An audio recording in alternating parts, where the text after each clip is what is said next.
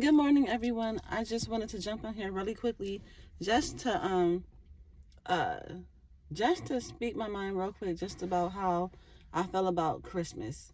Okay. Um, it's always this big old debate type situation, as if um is it right or not for Christians to celebrate Christmas, because Christmas is a pagan holiday. So what really made the difference for me, guys, is in 2015 I had a dream. And in that dream, I heard the Lord speak to me, and He told me, He said, Christmas is pagan. And I remember that year was a particularly hard year for us and financially. And we were trying to figure out how we're going to get the kids Christmas presents. Like, it was really just stressful because I wanted to make sure my kids had a good Christmas.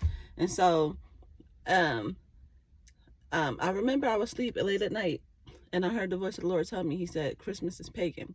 And so right after He told me that, I realized, okay, I shouldn't be celebrating this holiday, but I continued celebrating Christmas for 2 more years, that year plus 2 more years after, for the sake of my kids, for the sake of tradition, for the sake of, I don't want my kids to miss out on what everyone else is doing. Not out of fear. Sorry, y'all. That's not what I meant to say. Not out of fear part. That's next. But so in 2017, I was like, I told my family, like, okay, we're going to be obedient to God, and I'm not celebrating Christmas no more. Like, our family, we're not going to do it no more. Me and my husband talked about it. We agreed. We explained it to the kids, and they were fine with it. My kids are fine. For some reason, people think that my kids are just missing out and that they're all sad because they don't celebrate Christmas. No, my children completely understand. For one, we buy them things all throughout the year. My children are not spoiled, but I do, and we do, like to make sure they have the things they want and the things that they need, some of the things they want, and most of the things that they need as we can. So they're not spoiled by any means, but they do have, they have stuff, and we do that throughout the year. So we don't have to, take one day of the year and go out and do that. And I will tell you, so a couple months ago, probably about it might be 4 or 5 months ago, for real. I can't remember the exact date. God gave me a dream. I was in a dream. I was going through like a box that had, like, when you pack stuff up and you store it away after the season is over. And I was going through this box, and I had all different type of cookie cutters in it. And all these cookie cutters were themed of different holidays: Easter, Christmas, Halloween. And so I was going through the box, and I was throwing the cookie cutters out. And the molds, they were molds too, of like you can make cakes or chocolates or whatever. And I was throwing them out like, don't do this, we don't do this, we don't need this, we don't need this. And that to me was God reiterating to me, like, don't you celebrate these holidays. These holidays are pagan. And this is the thing. It's a well-known YouTuber that I like to watch, and she and her family decided that they weren't going to celebrate Christmas anymore. And I was like, oh my goodness, thank goodness, because I felt like, I know God, I know He didn't just reveal this to me. I know I'm not the only one He told this to. You know what I'm saying? And so I guess her and her husband, they had revelation, and they decided that they weren't going to celebrate Christmas anymore because it's pagan. So there's this pastor on YouTube, not going to mention any names, because I used to watch her and follow her.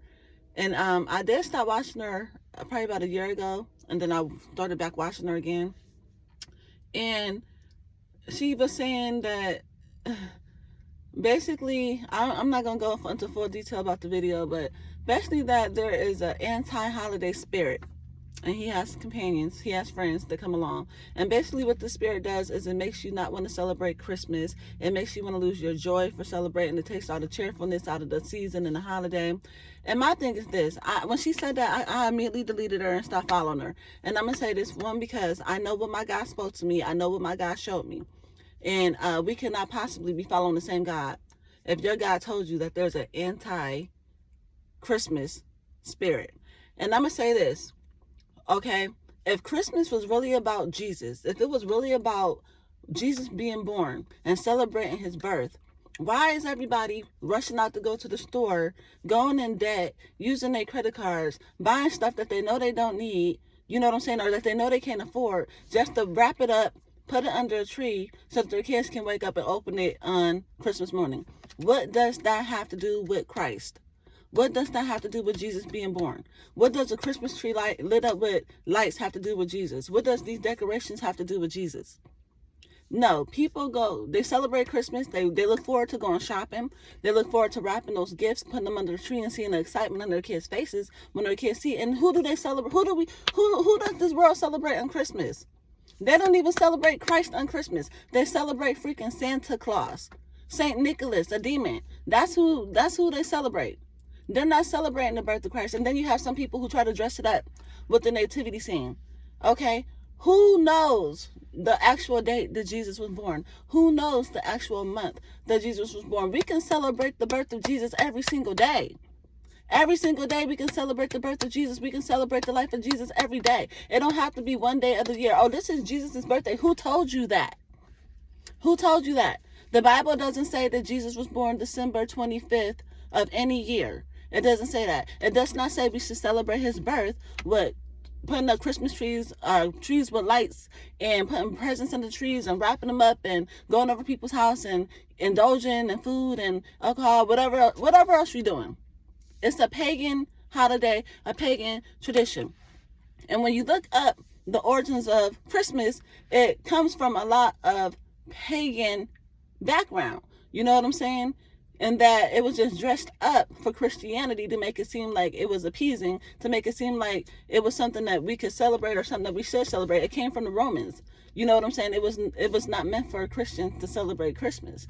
And when you look at, like, such as the thing as the gingerbread man, and I don't want to speak wrong or say I'm wrong because it was a few years since I found out about this, and me and my husband learned about it together.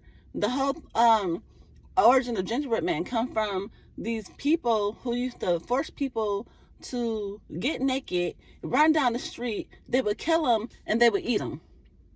Gingerbread man, run as fast as you can. You can't catch me. I'm the gingerbread man. It was cannibalism. Like, I'm done. You know, and the whole thing is like there's absolutely nothing about Christmas that represents Christ besides the name. That's it.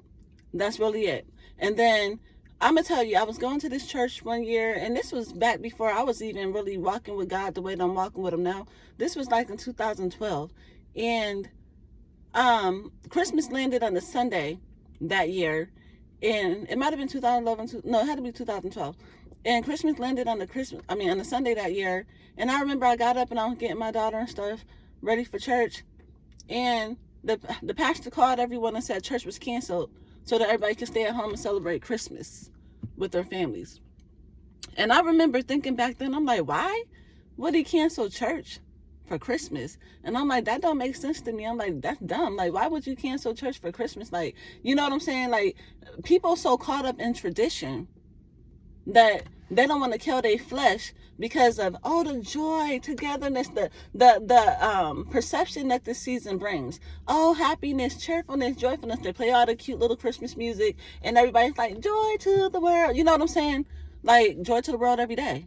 You know what I'm saying? Why do we got joy to the world one day of the year? Like, okay, that's just how I feel about it. You know what I'm saying? And anyone who is a Christian and really follow the Lord, I can't believe that I'm the only one he revealed this to. You know what I'm saying? So people will try to get on here or try to walk through life and they try to make excuses because they don't want to deny themselves the tradition. They don't want to deny themselves that feel-good moment. They don't want to deny themselves what the rest of the world is doing. They don't want to not indulge in it. And I'm not gonna lie, I was seeing so many YouTube videos of people celebrating Christmas with their families, putting up the Christmas tree, hanging up decorations, and I'm like, you kind of get a little missing for it, but then at the end of the day, my soul is more important. My spirit is more important. Being obedient to God is way more important than indulging in a worldly tradition. This tradition is not going to get me into heaven. This tradition is not showing homage to God.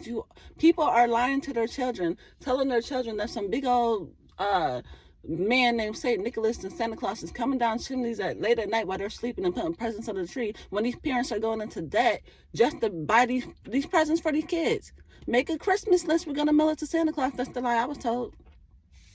That's the lie I was told. And my son's preschool teacher, she caught me. She said, I don't know what to do. She was like, you guys don't celebrate Christmas, but everyone else in the class does. And I'm going to be teaching not just on Christmas, but like Hanukkah and all the other ways that people around the world celebrate Christmas. And I said, well, I'm not going to keep him home from school. I said, we let him know that there's no Santa Claus, and we don't celebrate Christmas in this house, but I'm not going to stop him from engaging at school. You know what I'm saying? He just turned 4 years old. So at this age, he really don't understand the concept or what it is anyway. You know what I'm saying? So I was like, I'm not going to stop him from engaging at school, but we do teach him in the house that there is no Santa Claus and that we do not celebrate Christmas in this house. You know what I'm saying? So that was a big thing. And then for my job, we had a meeting. We have meetings. And for our icebreaker, they were like, what are some of your favorite family traditions for Christmas? And I could have easily went back to when I used to celebrate Christmas and was like, oh, we like to bake cookies every year, just a whole bunch of cookies, and we like to get together and do this and do that. I could have did that, but I was like, no. I was like, I don't celebrate Christmas, so there's no traditions over here. I was the only one out of about 22, 23 people who didn't celebrate Christmas. Everybody else was like, oh, we do this, oh, we stay up late wrapping gifts, oh, we do. I used to do that stuff too, but guess what? I used to do it knowing that I just messed up my finances by going out there and spending all this money that I knew I couldn't afford. It wasn't about God for me. It wasn't about Jesus for me. It was about making my kids happy. It was about seeing that nice, pretty tree in my living room. It was about watching Christmas movies. How many Christmas movies celebrate Christ? You'll see the Hallmark movies or some movies like that on TV, but how many other Christmas movies celebrate the birth of Jesus? We celebrate Jesus every day. We celebrate him every night. This is what we were created for, to worship him. We don't just gotta wait till one day of the year and say, joy to the world, oh silent night. Like, y'all better be careful what y'all be singing too. Because that song, it's a very popular church song. I can't remember it right now. Very popular church song. And they talk about, even though I'm sick and ill, my God, no, I rebuke that in the name of Jesus. I'm not sick and I'm not ill. It's this church group that comes in this facility that I work at every Saturday, and they sing this song, and that's called a word curse. All right. When you are singing things, even though I'm sick and ill, you're saying you're sick and ill, you're putting that on your body, you're speaking that into existence. No, I rebuke that in the name of Jesus. Some of these songs that y'all out here singing, y'all need to pay more attention to the lyrics, because y'all cursing yourselves and y'all cursing your families and y'all cursing the people around y'all by playing this music and listening to these songs. Every song that is godly is not godly. We got to pay more attention. All right, y'all. I got to go to work. I'm here. No, I ain't late. I'm here. But I just wanted to get that off my chest and off my mind, because it's been eating at me. And I felt like if God has spoken to you and he has put it on you and he has convicted you about celebrating Christmas, you need to pay attention to that, because y'all, we're going to be judged for everything that we do. And there's when God chooses you to stand out, it's not meant for you to fit in. It's not meant for you to keep going along with the things of this world. That's why in his word it says, I will not be conformed to the things of this world. No, we should not be conformed to the things of this world, but we should be transformed by the renewing of our mind every day by reading his word. And Christmas is not in his word. Easter is not in his word. Resurrection is. But do you see anything about an Easter bunny pooping out jelly beans? Or a duck pooping out jelly beans, or whatever? You know what I'm saying? Like, come on, y'all. Come on. We got to get with it. Research the origins of these holidays. Find out where they really came from. And recognize the satanic and demonic rituals that not just you are participating in by celebrating these holidays, but which you are encouraging your children to participate in for the sake of tradition. Shalom.